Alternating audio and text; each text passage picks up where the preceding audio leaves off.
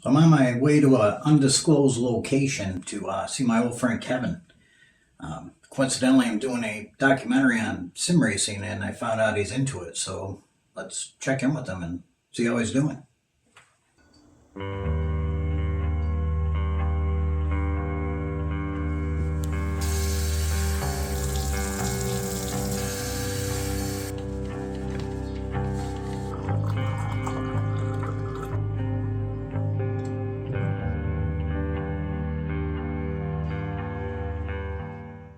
Okay, here we go. I don't know why I gotta wear this blindfold, though. I mean, I can find out where he lives. Do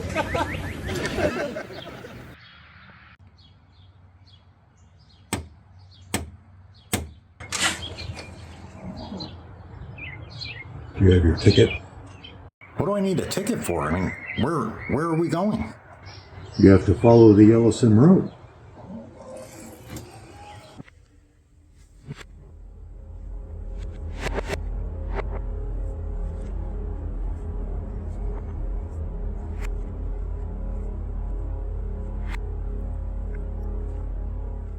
Hey, one quick thing before we go in.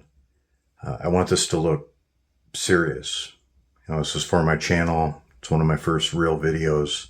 I want it to look good. Thanks for picking me for this, and I trust you. Oh yeah, buddy. I won't take any creative liberties whatsoever. Maybe if it turns out good, we'll win a semi.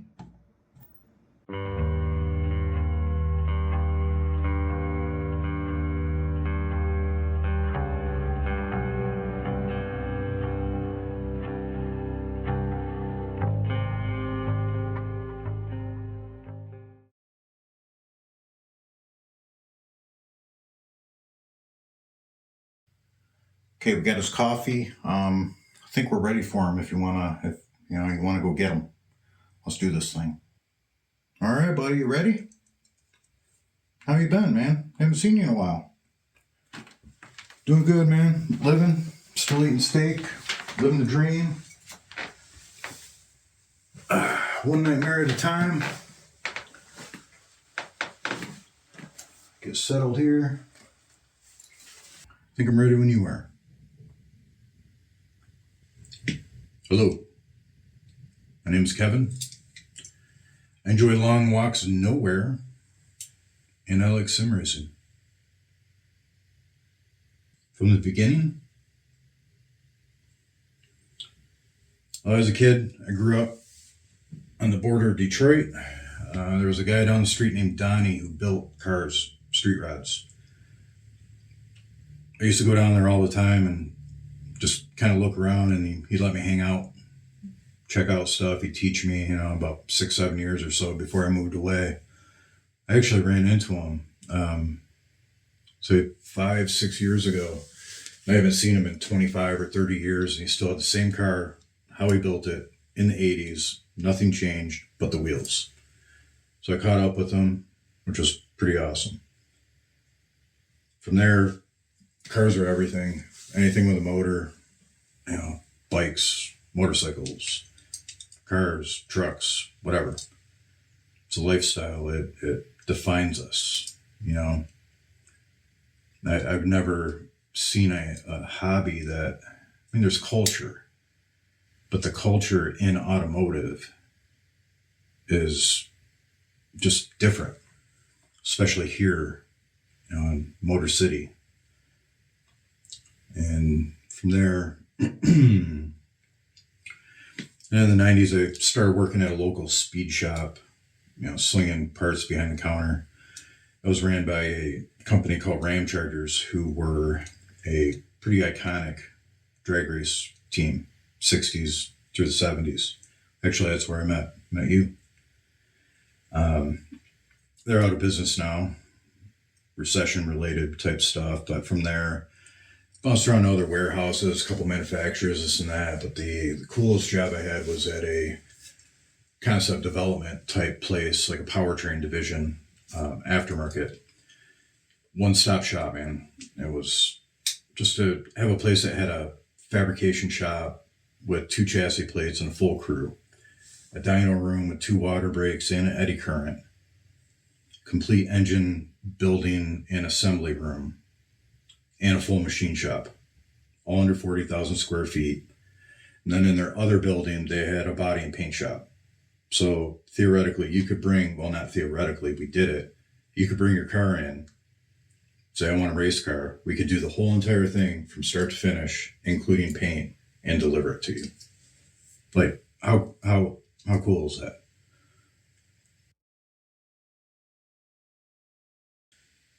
I sim race because I can't race in real life anymore. I always raced as a hobby to keep it separate from work so I wouldn't burn out on it. You know, racing, wrenching, car building, chassis building, that was passion.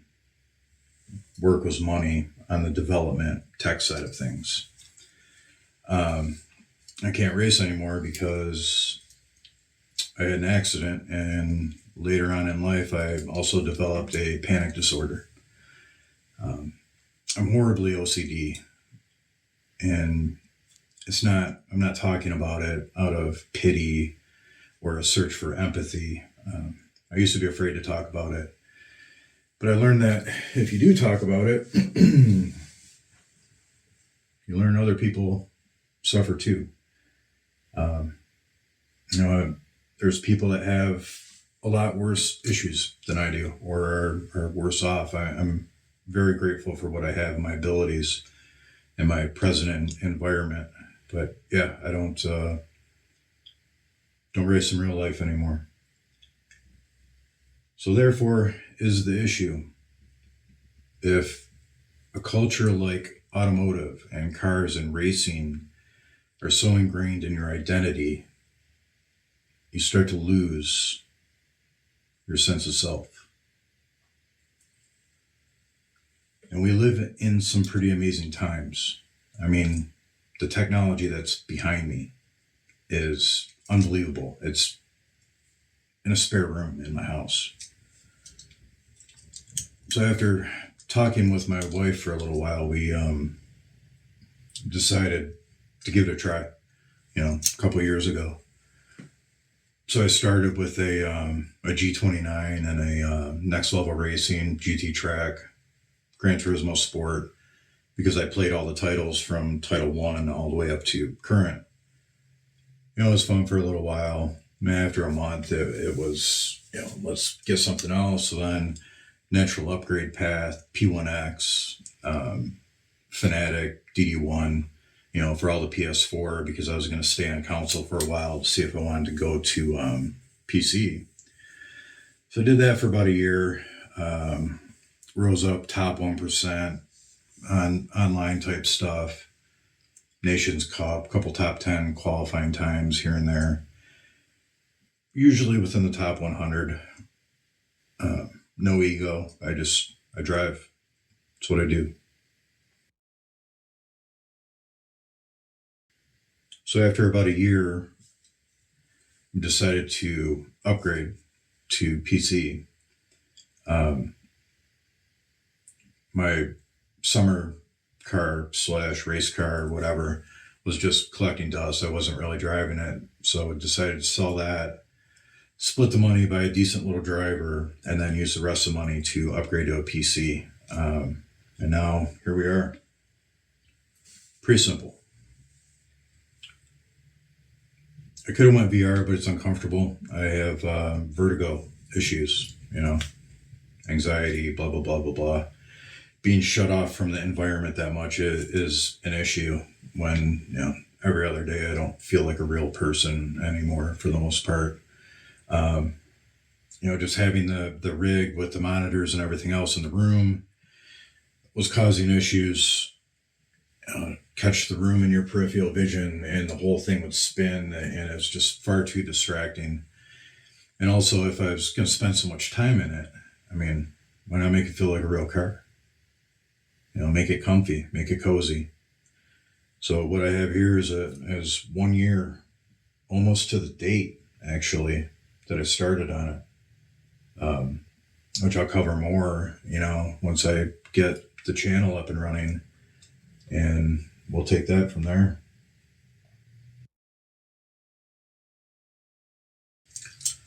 for my professional time, I always helped. Sharing knowledge is how we progress as a society and how hobbies progress. My experience and my knowledge base of racing and performance all spill over to this. It all transfers. And I worked in the industry for, almost 30 years. I'm getting old.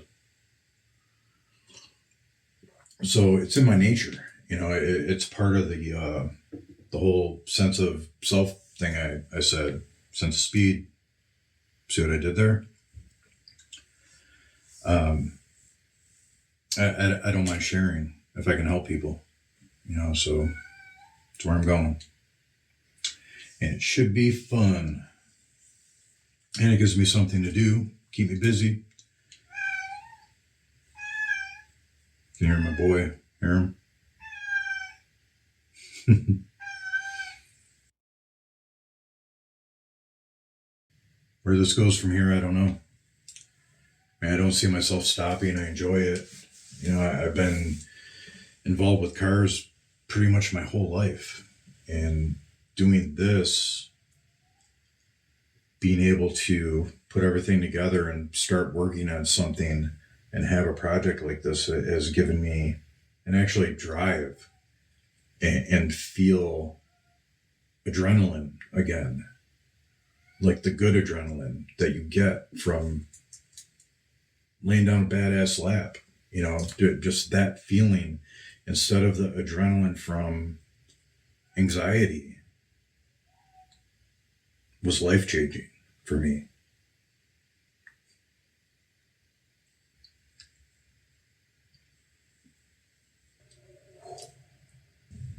So the fear affects you so bad that you feel like somebody else.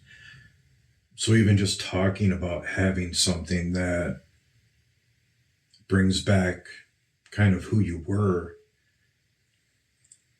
can't control it. I'll start crying like a baby. It is messed up, man. As much as you try to control it, sometimes you can't. It's surprising how little we have control. But anyway, I don't know where this is going. I don't see myself stopping. Makes me happy. Share cool videos. Hopefully teach some people. Struggle along. A little different point of view than some others. Not that I'm opinionated or a snob or anything. But it's going to be fun. Keep me busy. My wife likes it. She's into it. Like I said, LIBIN. Hey, doll, it's time to wake up. I had this freaky dream. I started a YouTube channel, and I was in a documentary about sim racing. I guess you better get to work. That's about all I can do, man. I'm sorry. Like I said, serious effort, right? Promise? Promise? Promise? Those 3 times. I trust you. Now I say we go get some food.